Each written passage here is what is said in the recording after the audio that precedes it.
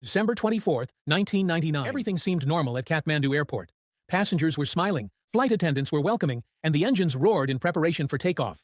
No one could have imagined that flight IC-8114 would turn into a nightmare that would change their lives forever. Minutes after takeoff, a harsh voice echoed from the back. Stay in your seats. The plane is under our control. 5 masked men, their eyes gleaming with menace, brandished knives and grenades. Screams filled the air, hearts raced, and the crew stood frozen in shock. One of the hijackers stormed the cockpit, pressing a knife to the pilot's throat. Head to Karachi now. The plane began its ominous journey across the skies, from Pakistan to Afghanistan, as governments negotiated and hostages lived in fear, teetering on the edge of death. When Pakistan refused to allow the plane to land, the hijackers lost their patience. One of them stood over a passenger, and with a swift, brutal stab, the first victim fell. The threat was no longer just words. It was a bloody reality. As refusals continued, the plane diverted to Oman, then Dubai, where it was only allowed to refuel. Each time the wheels touched the ground, hope for survival grew, only to be shattered with every new takeoff. The final refuge, Kandahar.